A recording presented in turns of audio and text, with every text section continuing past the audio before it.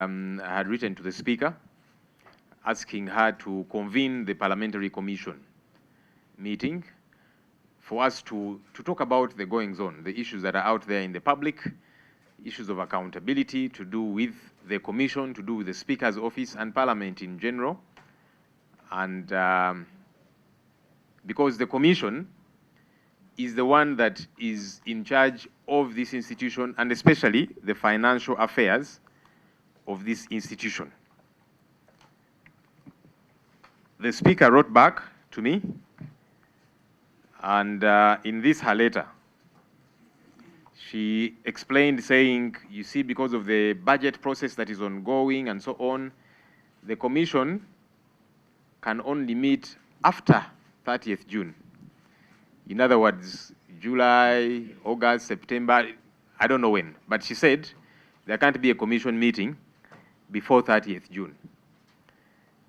I understand the last time the Commission met was in August of last year. So if you're saying we can't have any Commission meeting before 30th June, that means a year will have elapsed without the Commission sitting. And the question I've been putting to her is, who then sits as the Commission? Is the Speaker turning herself into the Commission, and for that matter, sitting and taking decisions on behalf of the Commission? Because that's ultra-vires. She's the chairperson of the Commission, but she's not the Commission. Those are two distinct things. Just like she's the Speaker of Parliament, but she's not Parliament. She can't sit in her office and make laws. We make those laws with her presiding. So likewise, the Commission takes decisions with her chairing, but not her sitting and taking decisions. And so that's problem one. The second issue, I did ask her to recall Parliament for a plenary sitting, for us to discuss these issues, because these are critical matters. She did recall Parliament, as you saw. We raised these issues, but she did not give these matters adequate attention. If anything, she kept scapegoating until she quickly adjourned. I mean, you saw how she told a lie that, okay, let's first lay the papers, ministerial policy statements, afterwards we get to those issues. Then she quickly adjourned, for obvious reasons, because there's a lot she's trying to hide. And we are saying we will not allow for anything to be hidden. We are going to be insistent on these issues. Because it's my job as the leader of the opposition to keep government in check. And as I have said severally, government includes the executive, the legislature, and the judiciary. So as I insist on these issues, I don't have anything personal with the Speaker. I'm simply doing my job. The other issue was we asked Parliament to comprehensively respond to these concerns that have been raised in the public. That has not happened. So what I have done, I have written to a couple of entities. I've written to the IGG, Financial Intelligence Authority, DPP, and the Auditor General, asking them to operate within their mandate to investigate matters of financial impropriety and other issues that are happening here at Parliament. Because those entities are put in place by law, and they have different mandates, which mandates we expect them to operate within. And perhaps before I get to the detail of the letters, I'm going to show you the letters that I did write and the content therein. Just to remind us the issues that we're also putting before these entities that we want them to look into. Issues that we have severally talked about. One is per diem of the Speaker, because the Speaker, in a period of 164 days, actually 146 days, she received 2.6 billion shillings as per diem. When you do the tabulation, it shows that every single day she was being paid over 4,000 US dollars. And yet the per diem of the Speaker is 990 US dollars. So we want that matter investigated because it's got to be explained. Did the Speaker sit and decide, I have now changed my commission? She does not have those powers. I mean, that I've changed my per diem, she does not have those powers. Number two, and even more problematic, is the Speaker did not travel for all these engagements. In fact, one of them that happened in Midrand, South Africa, for which she got, per diem of 318 million shillings for 20 days. We understand there was no Uganda delegation to that meeting. So the speaker did not travel. Just like for many of these others. Maybe she went for a day or two or whatever, but she claimed all of this money. And yet, she is claiming a lot more than she's entitled to. So there are two problems there.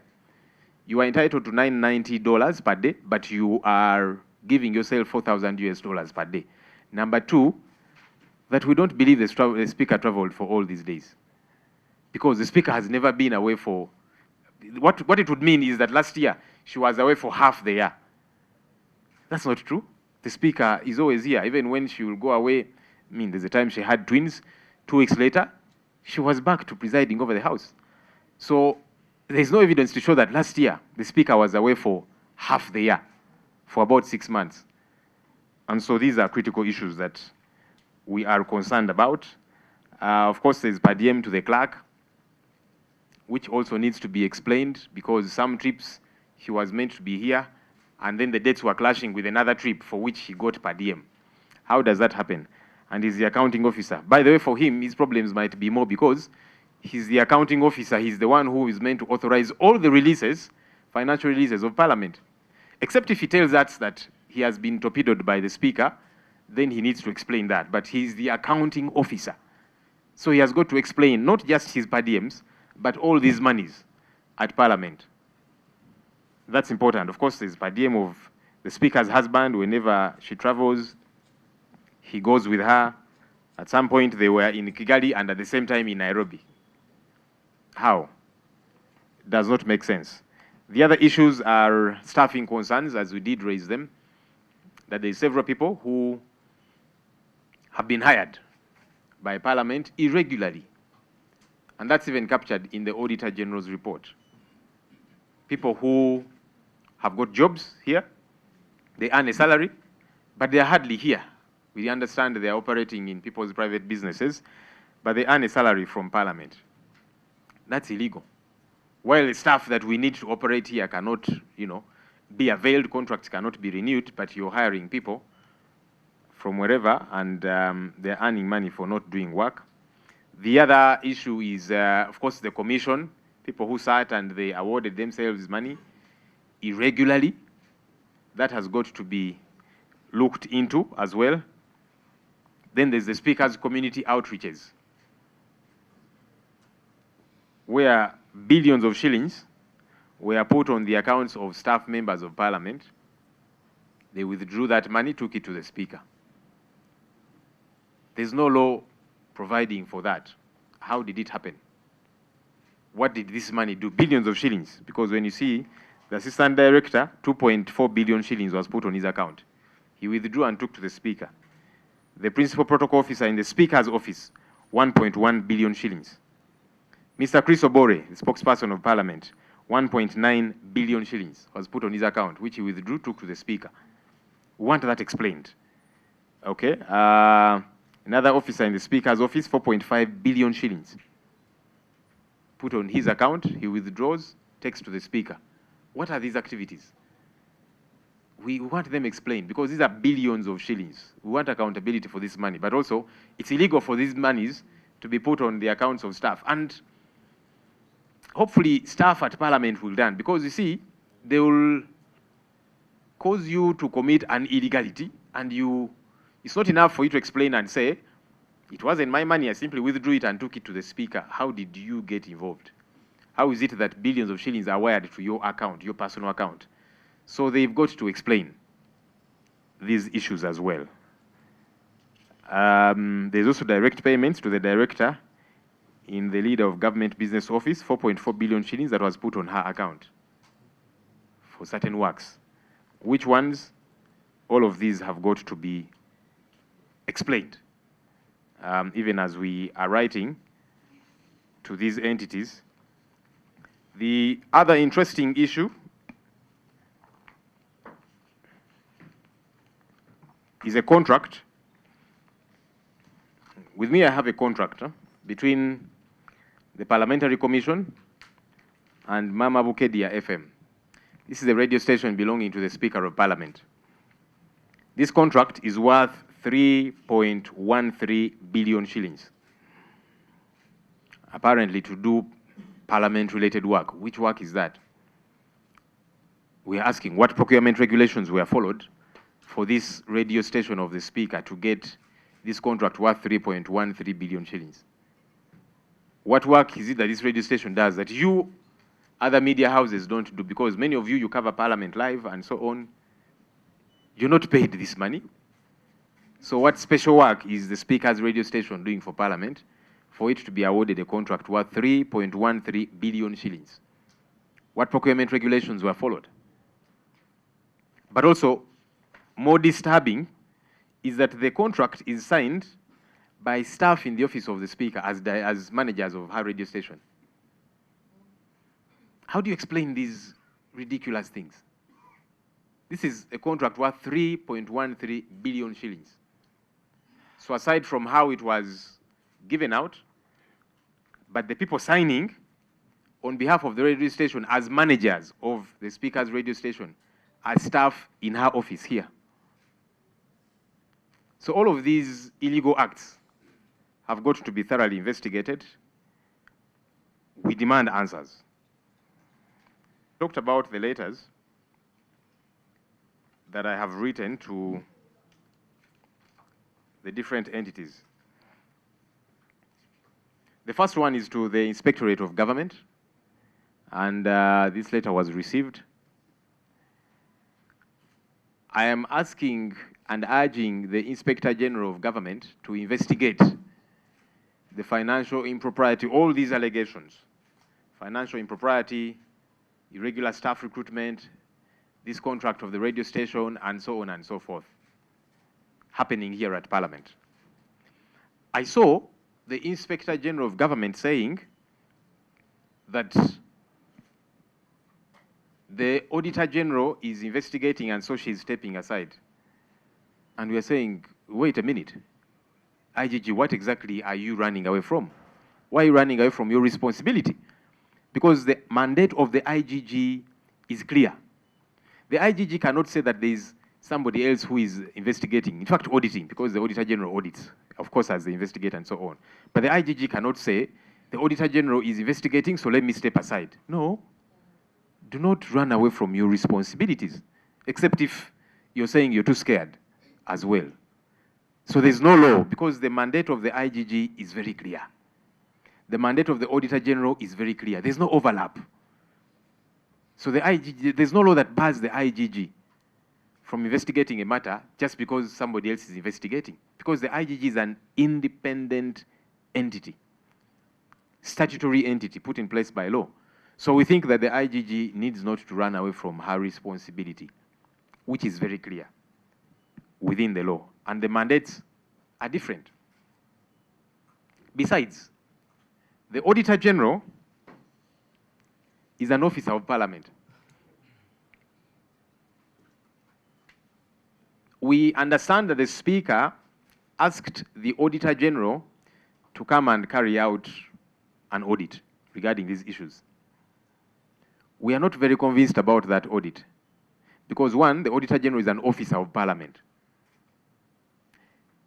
Number two, the Auditor General sent the same team that has been auditing Parliament all this while to carry out this special audit as well. They are conflicted. We don't expect them to come up with anything new.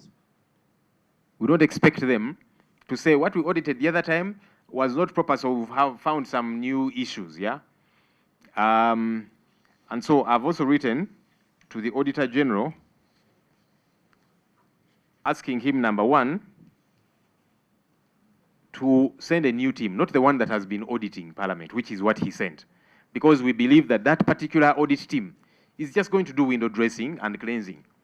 And then the Speaker will flash a report and say, you see, the Auditor General has audited, everything is okay. So we don't believe in that audit by the same team which has been auditing Parliament all this while. We are saying there should be a different team. If anything, there should be a forensic audit, because you see, these are billions of shillings that we're talking about. So we are telling the Auditor General, take this audit very seriously, dig deeper. You cannot have that same team that has been coming all the while. And that's one of the letters that I've written to the Auditor General.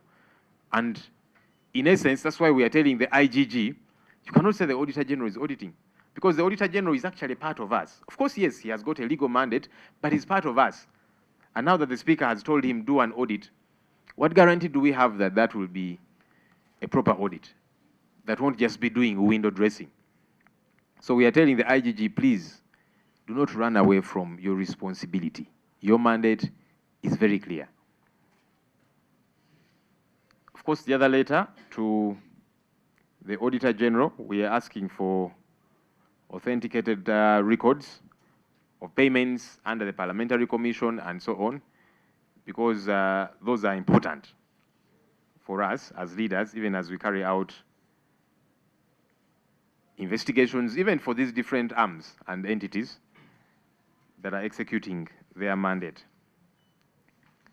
I also have written to the DPP, and this letter was received yesterday as well. The DPP is an independent entity, but the DPP can be requested and urged to cause an investigation. And therefore, the DPP gets to direct police to carry out investigations. And that's why I have written to the DPP. I'm urging her to cause an investigation, because these are very serious matters that should actually, ultimately, we believe, lead to prosecution, because there's lots of glaring irregularities. But anyhow, we are asking the Director of Public Prosecution cause an investigation in these matters. And our hope, again, is that the DPP will not say, but there are other people investigating. It does no harm at all. These are all independent institutions that have different mandates. Their mandates don't overlap. Otherwise, then, we would have had only one. We would not have IGG, we would not have DPP, we would not have Auditor General, and so on. But they're all in place with different mandates. Our expectation is that they will each carry out their mandate to get to the bottom of these issues. I've also written to the Financial Intelligence Authority, which is another legal body that has got a clear mandate. The Financial Intelligence Authority, our hope is that they will follow up on these monies, billions of shillings, that have been going on to people's accounts, bank accounts, withdrawn surreptitiously and so on. Our hope is that Financial Intelligence Authority, which is empowered by the Anti-Money Laundering Act, will dig deep into these issues, because there are clear, glaring issues of money laundering. Billions of shillings onto people's accounts, and then they are withdrawn. Immediately, what exactly is this money doing? Going on to people's individual accounts. Again, like I've said, our hope is that they will each carry out their mandate, and that they will not try and hide within legalities. As we have heard the IGG say, the Auditor General is investigating. No, the Auditor General has got his mandate, you have got your mandate. Okay? Carry out your mandate, because each of these is an independent institution. There are some other issues of concern. We have seen the Speaker of Parliament coming out to say she has got the support of Mr. Museveni, as if to say that all of you Ugandans who are asking her for answers, you can go to hell. We want to remind the Speaker of Parliament, who we respect because of the office she occupies, and that's not in doubt. We're not asking these questions out of disrespect, as some people are saying. How can the Speaker be disrespected? Well, the Speaker occupies a public office. The money we are talking about is public money. So it's our job to ask for accountability for public money. So stop trying to trip us by saying we are being disrespectful. There's nothing disrespectful about what we are doing, about us asking questions. And we are not going to stop asking questions of accountability. So again, we want to ask government, if it is true, as the Speaker is trying to paint it, because she seems to say, government is behind me, I'll not be investigated. What happened to the government policy of zero tolerance to corruption? Was it just another phrase that was said to excite the people of Uganda? Will this be treated like the Mabati saga, where some powerful people were ignored, even when they were involved in stealing Mabati, iron sheets belonging to Karamoja? So our hope also is that government will come out clearly, because the speaker seems to say she has the backing of government. You don't have the backing of government to involve yourself in financial impropriety. Respond to these issues as yourself. The speaker has also been on the loose, blaming everybody she can blame. She has blamed homosexuals. I saw her blaming the Right Honorable Rebecca Kadaga, saying these old women who are fighting us, we don't know what they left in the speaker's office and they want to reclaim. And she said, you see, they're developing their areas. Kamuli is developed. Why don't they want us to develop our other areas? It is clear who she was talking about. She was talking about the Right Honorable Rebecca Kadaga. I don't know if there are any personal issues between those two leaders. That's none of my business. My business is that the speaker accounts for taxpayers' money. I don't know who next she's going to blame, because now every day she's looking for someone to blame. If it is not homosexuals, now it is Kadaga, and tomorrow I don't know who. I don't care who might have issues with her, as she does claim that those who are raising these issues, they're fighting her. I don't know. I don't care. What I care about is that she gets to account for these taxpayers' money. That's what is important to me and to the people of Uganda.